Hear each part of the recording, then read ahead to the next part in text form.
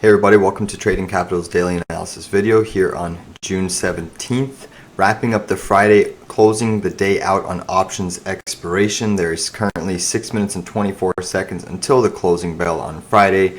We'll get some interesting weekly candle signals, and we'll have to monitor how that plays out. So right now we're just watching the S&P 500, and notice that we did do a little bit of buying today. We bought a little bit of Apple in the morning. We also covered a bunch of winners, so congratulations.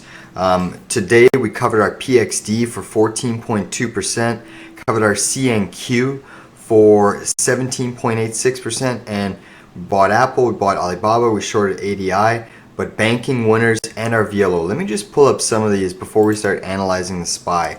Like for instance our CNQ. If we flip to the daily chart, and I have two screens up here just so that we can monitor multiple price actions of different sectors here. But notice CNQ, look at this massive drop. And we saw this break.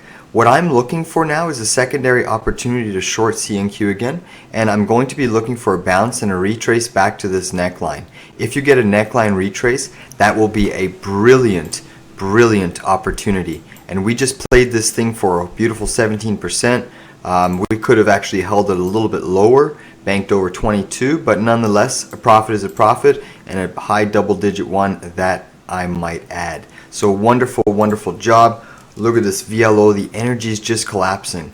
And this is kind of the thought process in my energies is, why is energies collapsing like this? Is there potentially some diplomatic resolution coming down the pipeline?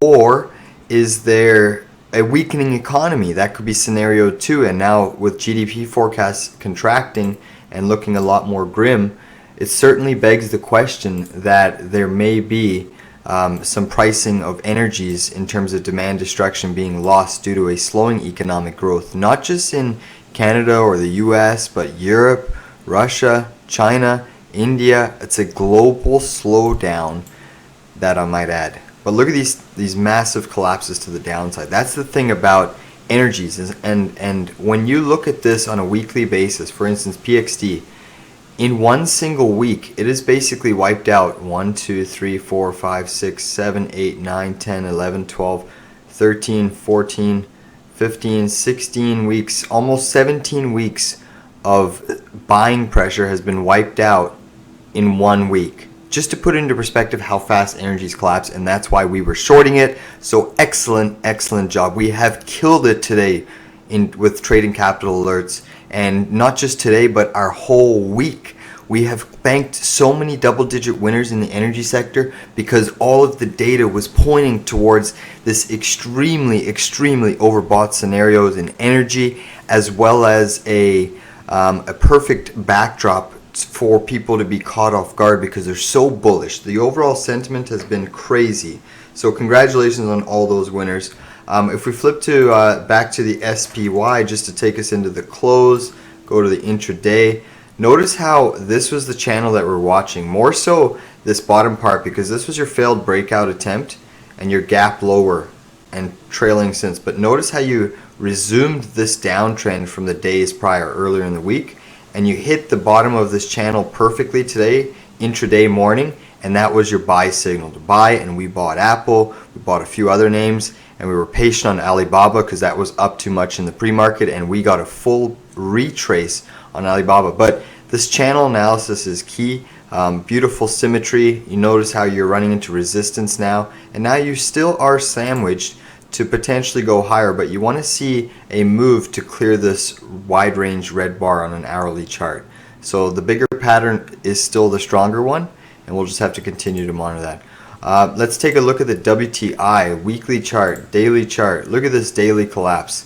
The WTI US oil chart is down 5.94%. It was over 6%. You can see that you came into these pivots over here as your support zone, but the interesting chart is a weekly chart. Once again, you've had this failed breakout where this was your highest weekly close going into the invasion, and then you hadn't closed above that until 2 weeks prior. You broke out, You needed a secondary confirmation candle. Failed tremendously. Now we'll just have to monitor, is this options X or is this a complete failure in the pattern, and look for a move down to the low range of this weekly close, these two weekly closing pivots over here. So that's what I'm observing. I do think there's a strong probability that we can go down, and then if there is some sort of news, some sort of bilateral agreement, easement, look out. Oils, energies, they can collapse tremendously, and that would be beneficial to all of us, but it would also indicate that the economy is in some substantial trouble. If we take a look at, let me just see what else is on our radar right now. Just a quick peek at natural gas. Natural gas, notice how we have had this massive flush, down 5.83% today, and you are flagging now. You're chopping in this flag pattern. This is a beautiful flag pattern to potentially set up and break lower. And the downside move does take you right into the 650, 660 area of support. There is a chance that you slice through that on harsh news. So we'll just have to continue to monitor that. I know we were looking at AXP here on the left-hand side of the screen. AXP is interesting because we ended up picking up some here yesterday around the 138.50, and look at this bounce. AXP has just been a powerhouse today, up 4.9% in a weak market. So that is truly, truly tremendous. Look at this little bit of a sell pressure into the end of the day. I'm favoring a move, a breakdown move in natural gas that'll take us down over here, and that would certainly be a beautiful, beautiful gain on all of our accounts. So we've been positioned tremendously well. I think it's been very, very smart that we took profits on, say, our ITB yesterday, because look at the bounce since, it's putting in this potential doji bottoming tail. But just knowing when to potentially run with your profits is a very, very smart thing. These markets change on a dime very, very quickly. And at the closing bell, we are getting a little bit of movement, a drop in the SPY. Let's check Apple. Apple's had a drop as well. Natural gas had a drop. Netflix had a little last day bounce. Walmart's down on the day. Funny enough, our other trade, Carvana's been interesting. I'll pull it up here on the left side of the screen. CVNA. So Carvana intraday has been brilliant for us. Look at Carvana intraday, up over 13% and climbing. That is a wonderful move. We picked some up here yesterday. Look at that gap fill, that technical level that we added at. And you have to realize not all gaps are created equal. You have to understand which gaps are the strongest, what are the most likely to get that bounce when you do add to it. And by all means, that was a beautiful pickup yesterday. It lowered our average significantly. And look at us in the money now. We're like 8-9% in the money, and this thing has room to run. If we flip to the hourly chart, you got this next gap window up here, 24.50, which will coincide with this $25 level. I think that's an easy way to basically capture the profits. And just to think, we made money on this leg. We sold before the collapse. We picked it up even lower, and now we're looking to rinse and repeat. This is the amazing volatility that we swing traders can capture and just bank, bank, bank. We have been closing many different trades. Our closed positions are over 93% success rate this year alone. So tremendous, tremendous job, and we'll continue to do our best, our level best, might I add. But amazing to see. If we just take a look at Tesla, Tesla is finishing up on the day. We don't hold any Tesla, but it's always an intriguing speculative investment play, because most of the hardest core lovers of companies are Tesla lovers, and they will tend to hold on to stocks for a longer period of time in a drawdown just because they believe that this company is the greatest company. And they have some fair and valid points, but nothing beats the technicals and the clear downtrend it is in alongside the markets, due to the fact that we're in a tightening cycle that we haven't seen before. So it'll be interesting to see how it fares, but it gives you a good sentiment, Tesla, when there's mass capitulation in that stock. It shows you that even the hardcore lovers are giving up on the stock, and that's kind of the triggers that we like to see, because it allows us to have better buying opportunities.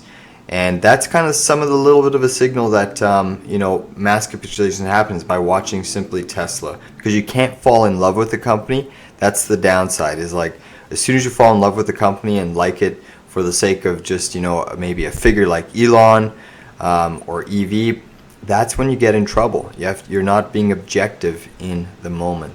So the spider's getting a little bit of a bid into the close here. Overall, it does look like the markets have quieted down. So Amazon's off the lows. It finished up today. Tech was pretty strong. Overall, the energies were finally seen to crack. They're still positive on the year. It'll be interesting to see if the energies do crack down. But great to see Carvana closing up strong on the day. We did do a BABA trade, which I'll pull up over here on the side. So Alibaba, we bought it at, let me just take a look, 102.29. So let me just adjust this line. 102.29, which is down there. So we bought Alibaba over here, and basically, if I flip to the daily chart, Alibaba had news of the IPO release today, and if you notice, it popped up intraday. I wanted to chase it, but that's the thing about disciplined traders. Never chase a stock that pops 10%, because look at this. It wasn't meant to break out. This is the options X shenanigans, that it has good news, sucked in retail buyers, and then they slam it right back down. But the area that they slammed it right back down is very intriguing to me. And the reason it's intriguing to me is because you do have this this bottoming formation here, this accumulation pattern, where it shows that there's a left shoulder, a head, a right shoulder, inverse head and shoulder, bottoming formation. You have a clear defined downtrending neckline, which you've broke out of recently over here. And that's the key signals. You've had your mass volume zone, capitulation, accumulation zone, and now you've retraced, formed a beautiful rounding formation, and you're looking to break out of this zone over here, but you've just retraced today back to the original breakdown zone, and that's given us a great entry level. If for some reason it does go lower, we do have next accumulation zones around this gap fill, 95, and then one down here. But this is a beautiful buy opportunity. It's at that psychological 100 number, and it is a perfect retrace now back to the breakout zone. And clearly, when you look at it on a weekly basis, Alibaba was about to break out on a weekly basis, and I think due to options X, someone has underpinned it and trying to keep the price down below the short-term moving average, because this is your short-term moving average that you've been trading in for basically 16 months in a downtrend, clear bear market.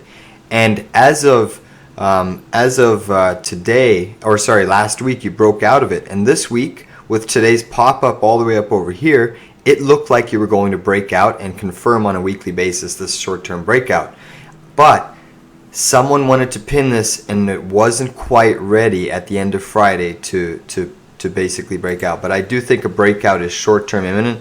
Lots of buying pressure in emerging markets, and I do think Alibaba makes sense. Its balance sheet is strong, its fundamentals are strong, its technicals are certainly strong, and this is where we start accumulating. We have played Alibaba on this move already, made a killing on Alibaba. This was the greatest rally that I could say I've ever been a part of, and this was the greatest China rally in history, and we were able to benefit and profit from it just from accumulating smart. So I do think Alibaba can start attacking on a daily basis this 200, and on a weekly basis it's certainly going to get above this short-term moving average and make its way up to this 130, 140 level. So that's where and why we bought Alibaba today. We also picked up a little bit of Apple. So Apple we picked up here in the morning at 130.24, and one of the reasons I picked up Apple is if you look on the daily chart of the S&P here on the right side of the screen, we picked up and made this buy alert right when it hit the bottom of this channel. That was going to be our best bet to catch a bounce, and that's what happened. As soon as the S&P coincided around this gap, we picked more up for a bounce, and Apple was trading as high as intraday 133. It's pulled back, but it's still up on our trade. So if I flip to the daily chart on Apple, you can see that there's tons of support. You're approaching the low range of this parallel channel. This is your new trajectory downward. We had our original channel up here, which we were trading in, and now you've broken with a steeper decline, which implies the bear is taking control of this market. So just remember that the declines near the end are very sharp, and often a crash proceeds in the middle. So we'll just have to continue monitoring that, but I'm not getting any signs of a crash right now. Yields are still fine and acting the way they should, and yields have really just been flat as can be into the end of the day. Gold has been steady, it's just been pinned at a certain level. But for Apple, if we need to accumulate more, have an additional buy level around the 127. There is tons of support here on Apple, but in the event it goes lower, we have some major pivots, a whole bunch of chop in here before breaking out. So lots and lots of support to accumulate for a highly probable bounce in Apple stock. If there's, let me just take a look. We also did a new trade today. Let me just take a look at ADI. So ADI I've been watching. I've been watching ADI on a weekly basis for the one simple fact that we have this beautiful weekly topping formation. And the interesting thing is I've been watching this because we wanted to see a weekly close below this neckline. And you have your weekly left shoulder pivot over here, your weekly right shoulder pivot closes, and now you've closed on a weekly basis below. So I pulled the trigger on a short around 144.84. There is the possibility that you go up to retrace inside there, but next week we're going to be looking for confirmation. I do think it's likely that you can and will get confirmation. There's been lots of sell pressure, and if it does start to move a little bit higher, we have some key areas over here at 150 to accumulate more, and then this daily gap fill at 156. But ultimately, I do think since now you've triggered this pattern, just in the type of market that we're in, the likelihood of this going down, since it is still trading relatively to the all-time highs, I do think you have a massive opportunity and sell signal. And just when you look on a weekly basis, look at this standout volume bar over here. This standout volume bar is double basically the average of any of the previous days. Even the COVID crash, when arguably that was the most shares exchanged, the highest volume capitulation, one of them on record, when you have a capitulation signal up here in a candle that is so small, that is a sign, a big distribution signal. And that's how this pattern is formed. This is a massive distribution signal. And if we simply go on a monthly basis, you can simply see that we do have this failed breakout in effect. So just some short-term analysis here. We originally got this little bit of a topping signal over here. So this is a reversal candle, and it's a bearish hammer candle, and essentially it was at the all-time high of the pattern. And then you had some retesting candles over here, but you failed to close above it on a monthly basis. You failed to close above this candle on a monthly basis until you did get your breakout candle. This is your breakout candle, and the thing about breakouts is you need confirmation. And the next preceding candle, you did not get confirmation. You proceeded to fall, and that's your trigger, the fact that you have now fallen and failed a breakout. And you're retesting the support zone of this breakout zone, but you, in my opinion, on a larger time frame have failed this breakout, and that's why this is the opportunity short. Look at this beautiful sideways bear flag breaking down. This is a perfect monthly pattern breaking down, and this should see highly probable downside just based off of the patterns and technicals and the way that money is flowing and distributing out of this stock. So just really some educational material there, and I love sharing some ideas as to why we get into trades. Not to mention, when you do look at analog devices PE ratio, forward PE, it's trading at drastically higher levels. If you simply look at the 2018 levels, it was trading at around a 20-21 PE. It's trading at now a 40-41 PE, and that is just incredibly so much higher. And when you factor in, 2018 was near the end of the rate hiking cycle before Powell had to pivot, but that was kind of the peak worst for many companies. The markets were having this temper tantrum until Powell pivoted. And the beautiful thing is that this stock is now in a tightening cycle that is way worse than the one leading up to 2016, 2017, 2018. And its PE is way higher. Its valuation is going to get shredded. It is a semiconductor play, so it is going to track the SMH, but overall, tech should be getting hit with a weakening economy, global weakening economy. So just a key interesting tidbit of information there. But overall, I do think we're positioned well. The sentiment for the markets heading into next week, I do think that the markets can continue to bounce up, at least to this gap on the S&P 500. I really think we're going to test this. You can notice that there is potentially a short-term rounding formation occurring over here, where you potentially have, say, a breakout zone over here. So you've kind of failed at these attempts here, but you could be putting in this left rounding shoulder, this head, and we'll just see if this is going to be a potential candle that can break out over here. So that's just short-term, a little bit of pattern analysis, and obviously we'll try to do a little bit more over the weekend and really digest. There's a lot to go over when you get a Friday weekly close. I'm doing this market video just right after and taking you into the close because it's options X. There's quite a bit that transpired today, but there's so much extra analysis to do on a Friday because now you have had another piece to the puzzle, another weekly candle signal, and weekly candle signals are very, very powerful to denote and understand what that relatively means for the longer term pattern. So I'll continue to try to update you as we progress, but overall a down day on the S&P, relatively flat, minus 0.22%. If we take a look at the NASDAQ, QQQ, overall the big tech was stronger, so the NASDAQ finished up on the day. The NASDAQ, I'm just trying to load my data here, bear with me.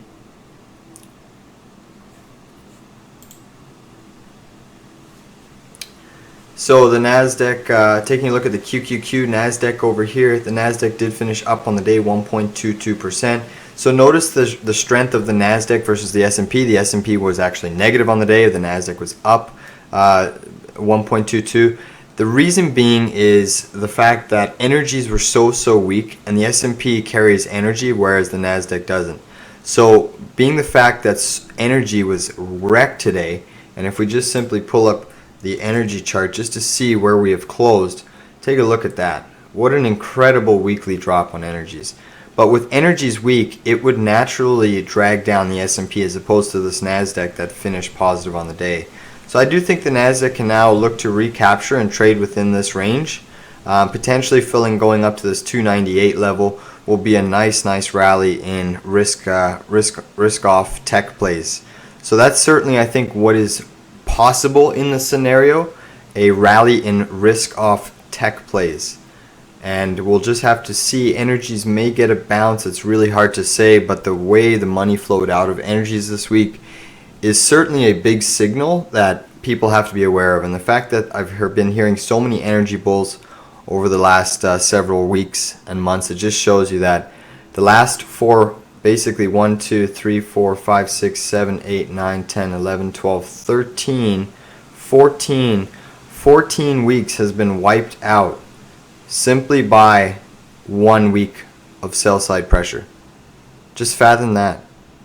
Fathom that. It just shows you that energies are extremely extended, overbought, and the power of potentially a weakening economy. It's too early to tell yet, as it's still in a technical uptrend on the year, but that is a nasty thing to want to get in front of if it continues to fall.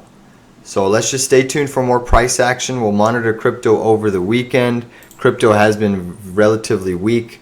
If we pull up the Bitcoin chart over here, let me just pull up a crypto chart. If we pull up the crypto chart over here, we did send out a buy signal yesterday around this 20,570. We do have a stop loss tight below, and since we are consolidating, if we were to break lower, I will be issuing new alerts out.